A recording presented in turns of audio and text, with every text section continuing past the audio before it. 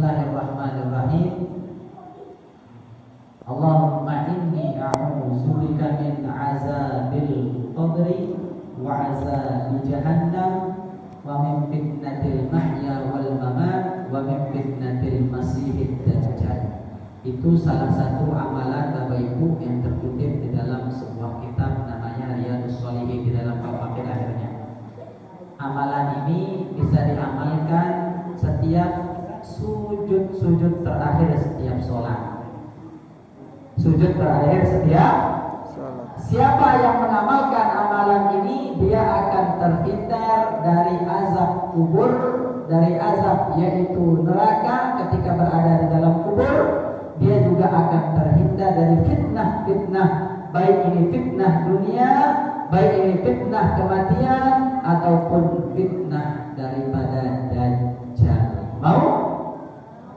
Amalannya ikuti saya. Bismillahirrahmanirrahim. Bismillahirrahmanirrahim.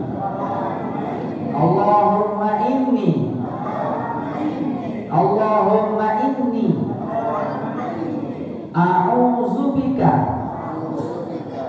a'udzubika min azabil qabri wa azabi jahannam wa min fitnati mahya wal mamat wa min fitnati masiihid dajjal.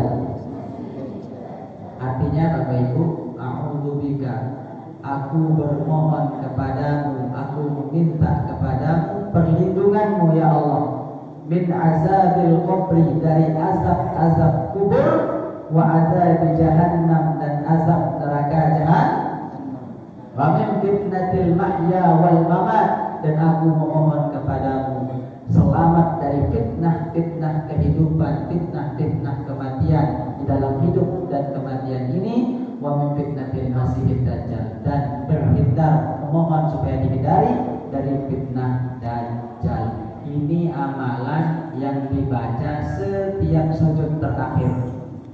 Setiap sujud terakhir. Sholat wajib, sholat sunnah silahkan boleh baca sekali.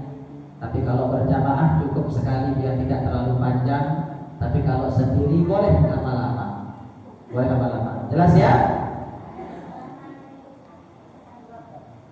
Apa? Tidak ada di surah Al-Qur'annya. Tidak ada di Al-Qur'an, bukan dari Al-Qur'an itu. Jadi harus dihafal. Tidak bisa dihafal. Pendek ini. Kalimatnya juga mudah.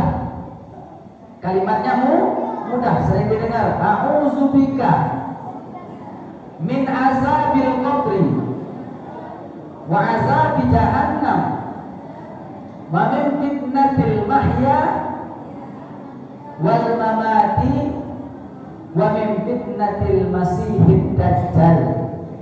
Itu ulang-ulang, pendek sebenarnya. A'udzubika min azabil qabri. Ulang sekali. A'udzubika min azabil qabri. Pak Desa ulang, Pak Desa. A'udzubika min azabil qabri wa azabi jahannam wa min fitnatil mahya wal mamat wa min fitnatil masiihid dajjal. Itu baca ketika sujud terakhir.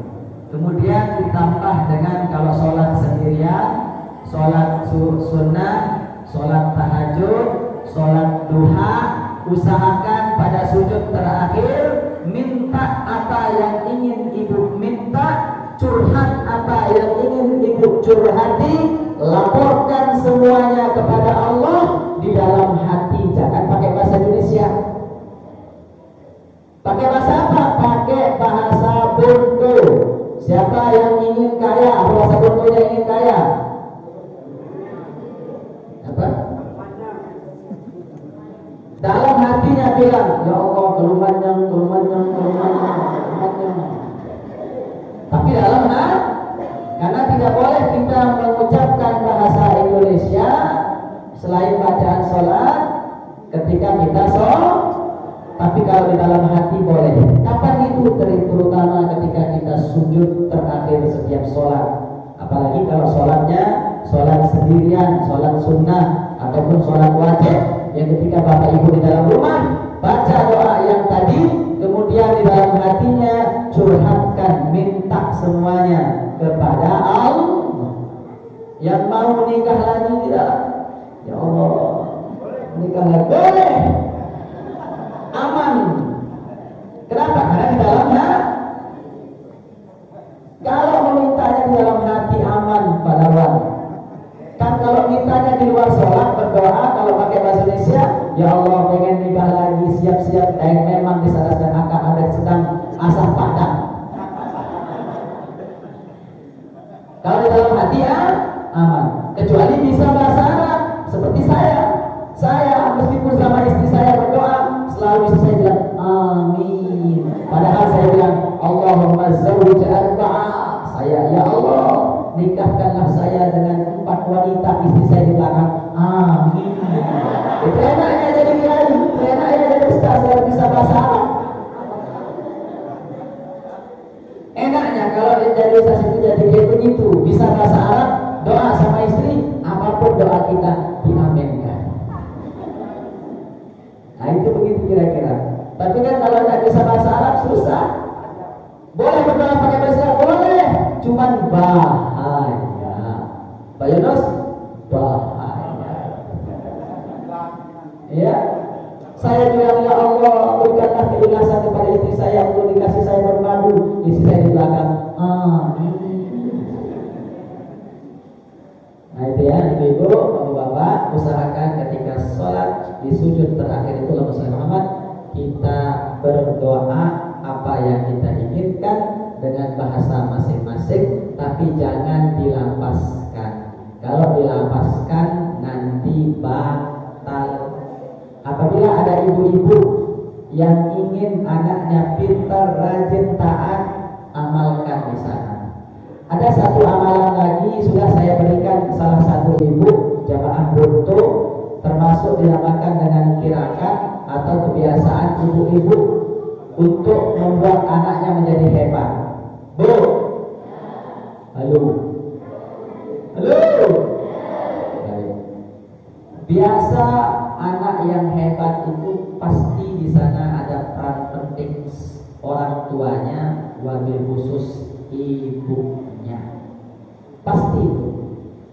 Dan biasanya anak itu akan menjadi seperti apa yang ibunya doakan. Maka beruntunglah orang yang ketika hidup di dunia dia masih memiliki ibu wabil khusus ibu ataupun bapak wabil khusus ibu. Karena dia adalah keramat yang diturunkan di dunia yang doanya itu memiliki nomor urut wahid, nomor urut 1. Lebih afdal doanya dari doa para ulama. Siapa dia? Kalian wahai para wanita, wahai para ibu-ibu. Doa nomor urut 1, karena dulu nomor urut 2 setelah Nabi, sekarang baginda Nabi telah wafat, tinggal engkau wahai ibu-ibu yang memiliki doa yang paling ijabah. Saya seperti itu sama ibu saya gitu. Ketika saya didoakan, ketika saya salam sama ibu saya dulu, almarhum ibu saya, ketika itu saya taruh tangannya di kepala saya suruh dia, bilang sama dia, ibu, doakan aku seperti apa engkau ingin melihatku. Engkau ingin melihatku menjadi apa ibu? Doakan pakai bahasa yang kau bisa. Laporkan kepada Allah sambil dipegang umpun-umpunku, kemudian mintalah kepada Allah seperti apa ingin engkau melihatku. Aku seperti ini Bapak Ibu, karena doa ibuku. Ibuku yang ingin melihatku menjadi seperti ini. Dan doa itu memang lama baru dikabulkan, tapi butuh istiqomah. Dan ibu-ibu perlunya ada tirakat di dalam arti suatu kebiasaan, suatu usaha yang selalu dilakukan oleh ibu itu untuk anaknya. Contoh, Kita mulai belajar dari Siti Fatimah Al-Batul. Siti Fatimah ini adalah putri daripada baginda Nabi Sallallahu Alaihi Wasallam. Satu-satunya putri beliau yang memiliki keturunan. Beliau memiliki anak juga yang lain, tapi belum sempat punya keturunan, meninggal dunia. Seperti Qasim, Ibrahim dan Ummu Kulsum dan lain-lain. Tapi dari Siti Fatimah Az-Zahra dan istri beliau atau suami beliau sekaligus menantu Rasulullah adalah Sayyidina Ali radhiyallahu anhu. Beliau memiliki keturunan yang dinamakan cucu beliau namanya adalah Sayyidina Hasan wal Husain. Siti Fatimah ini satu-satunya wanita yang tidak pernah meninggalkan sholat walau hanya 1 rakaat. Kenapa? Karena Allah jadikan dia tidak pernah haid. Allah jadikan dia ketika dia nifas hanya sesaat dia nifas atau melahirkan setelah sholat maghrib langsung mandi suci sebelum sholat isya. Itulah Siti Fatimah. Apa amalan Siti Fatimah ibu-ibu? Bu, amalan Siti Fatimah kenapa Sayyidina Husain, Sayyidina Hasan menjadi orang yang luar biasa, menjadi permata hati Sayyidina Rasulullah SAW? Karena Siti Fatimah ibu-ibu, beliau ketika menyusui Sayyidina Hasan Husain selalu dalam keadaan suci. Sebelum beliau menyusui Sayyidina Hasan Husain, beliau selalu ambil air wudu. Ketika batal wudunya, ambil air wudu baru menyusui anaknya. Diniatkan tirakat seperti itu, cara seperti itu supaya anaknya menjadi orang yang hebat, orang yang lain daripada yang lain. Beda sama ibu-ibu zaman sekarang. Bagaimana caranya dia kasih nepe anaknya? Ya Allah, di pinggir jalan. Mungkin tidak di sini, di Lombok ada. Dari mana tahu? Saya lihat orang di pinggir jalan sambil ngobrol-ngobrol, kemudian kasih anaknya nepe. Kelihatan tak? Dagang sayur lewat orang, lari ini kelihatan begini. Ada tak begitu? Di sini. Oh.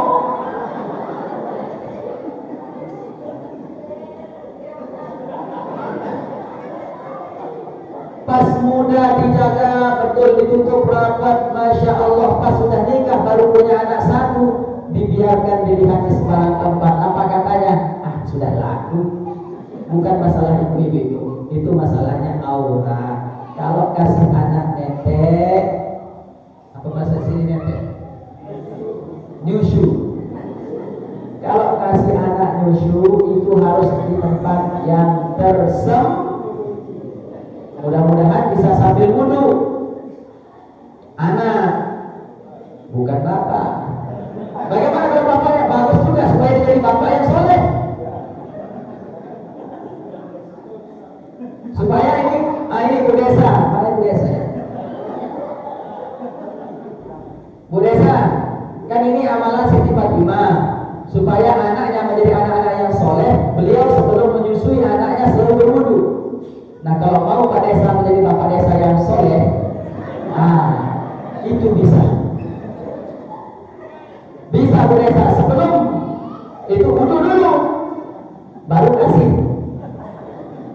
Insya Allah nanti Pak Desa akan menjadi bapak yang soleh, tidak akan suka selingkuh. Insya Allah. Tapi ibu, amalannya harus ada amalan seorang wanita yang khusus untuk anaknya. Ada salah satu amalan yang bisa dipakai sama ibu-ibu. Ini juga saya sudah berikan kepada salah satu ibu di sini. Kalau mau anaknya itu, salah satu usahanya, usahakan setiap memberikan anak makan sambil mengambil nasi, ada amalan di sana yang dibaca. Setiap ambilnya, tapi harus istiqomah. Jadi setiap dia ambil nasi, dia niatkan ketika dia ambil nasi untuk anaknya, sambil dia baca surah Al-Qadar atau Inna Anzal. Hafalkan? Kalau mau anak itu cerdas, pintar, setiap ambil nasi itu ibu selalu bilang, sambil baca, sambil bilang, ya Allah jadikan anakku anak yang cerdas, anak yang pintar buat hafalannya. Sambil baca Bismillahirrahmanirrahim, inna anzalna, sambil seto itu nasi. Jelas ya? Sambil seto itu dah. Supaya anak itu lebih tata dadanya, supaya anak itu lebih lapang dadanya, tidak terlalu pemarah, lebih sabar, lebih ikhlas.